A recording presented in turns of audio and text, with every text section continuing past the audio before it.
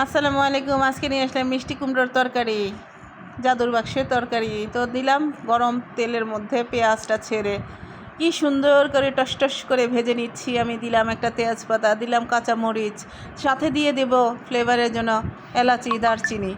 তো কাঁচামরিচটাও আমি দিয়ে দিলাম যাতে একটু ফ্লেভার আসে। তো এটা আপনাদের ইচ্ছে, আপনারা কাঁচামরিচ দিলে দেবেন, না দিলে নাই। তবে কাঁচামরিচটা দিলে যেমন ভালো লাগে, যেহেতু একটা মিষ্টি কুমড়োর তরকারি, একটা সবজির তরকারি, সেই হিসাবে আমি রান্না করতে যাচ্ছি।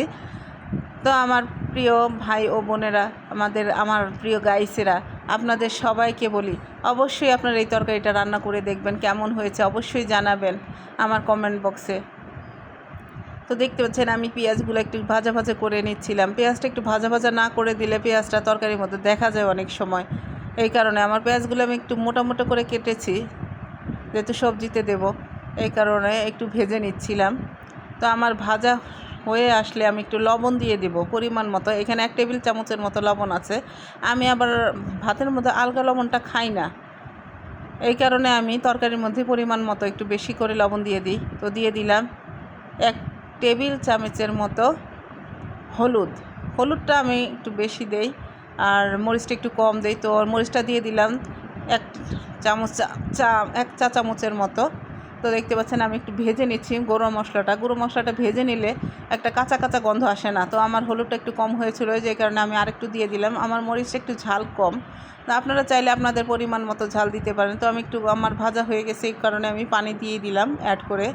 তো পানি দিয়ে নেড়ে নিচ্ছি যাতে একটু কষা কষা সুন্দর হয়ে আসে, তেলটা একটু উপরে চলে আসে। তেলটা না আসলে না নিজেকে বাঙালি বাঙালি মনে হয় না, মনে হয় যেন কী রান্না করলাম, বিদেশি হয়ে যাই।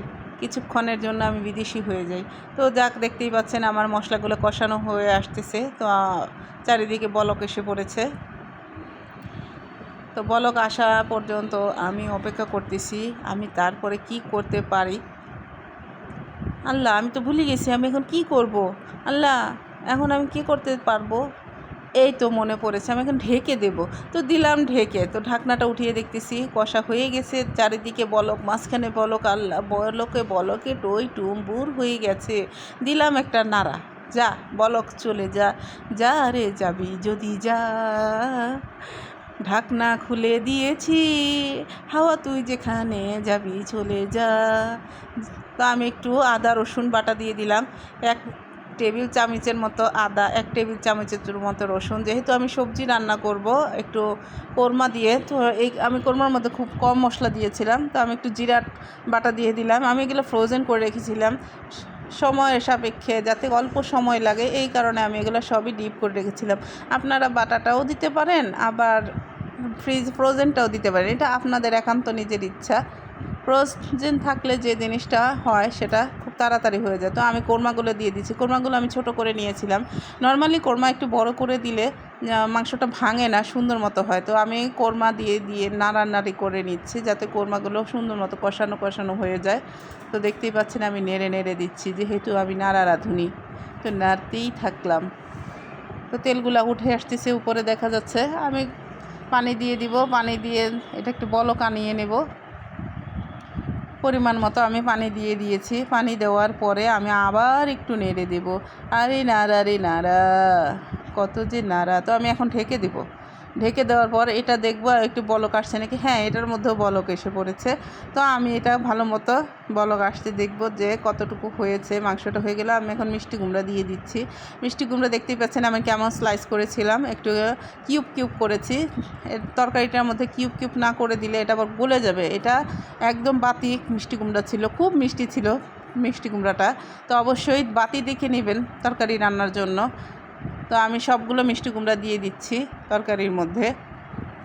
দিয়ে আমি একটু নেড়ে নেব, আগে পিছে আগে করে নেব, যাতে মশলাটা সব জায়গায় লেগে যায়। তো লাগার পরে সেটা ভালো মতো আমি আরেকটু নেড়ে দেব। দেখতেই পাচ্ছেন আমি কিভাবে নাড়তেছি। হয়তো বা বলবেন মাংসটা কম, আসলে মাংসটা কম বলতে কি আমার অ্যালার্জি। তো আপনারা আপনাদের পছন্দ মতো বাড়িয়ে নেবেন, কারণ মিষ্টি কুমড়াও অ্যালার্জি, মাংস অ্যালার্জি। তো সেই পরিমাণে আমি একটু কমিয়ে দিয়েছি। তো এখন আবার গরম হয়ে বলকটা উঠে আসছে, আমি আবার নেড়ে নিচ্ছি। আমি চারিদিকে ভালো মতো নেড়ে দিচ্ছি যাতে সুন্দর মতো প্রপারলি সেদ্ধ হয়। একদিক দিয়ে না হলে সেদ্ধ হবে, আরেক দিক দিয়ে হবে না। আমি ঢেকে দিলাম। ঢেকে দেওয়ার পর আমি আবার উঠিয়ে দেখছি এটা হয়ে আসছে। দেখেন আমার মিষ্টি কুমড়াগুলো কেমন যেন নিয়ে যাচ্ছে, মানে একটা কাঁচা কাঁচা কালার যে ছিল সেটা কিন্তু অন্যরকম হয়ে এখন অরেঞ্জি একটা কালার আসতেছে। আমি আবার উঠিয়ে দেখছি, মাশাআল্লাহ কালারটা তো সেই লেভেলের হয়েছে। তো দেখতে পাচ্ছেন ধোয়ার কারণে কিছুই দেখা যাচ্ছে না, আমি অবশ্যই বুঝতে পারতেছি। আপনারা অবশ্যই বলবেন কি ভিডিও করছে, কিছু দেখা যাইতেছে না, জোর ছাতার মাথা। না না না না, একটু খেয়াল করে দেখেন, অনেক সুন্দর হয়েছে কালারটা। আমি কিন্তু ভালো মতো করতে পারতেছি না, এই কারণে আমার বড় ব্যর্থতা। তো দেখেন আমি সুন্দর মতো নাড়া নাড়া করে নিচ্ছি। আমি আরেকটু পানি দিয়ে নেব, এই আমার লাস্ট দেওয়া পানি। তো এই পানিটাই যতটুকু আমার ঝোল আর যতটুকু থাকার সেদ্ধ করার এইটুকু পানি দিয়ে আমি করব, আর আমি পানিটা বাড়া দেব না। তো আমি নেড়ে নিচ্ছি ভালো মতো।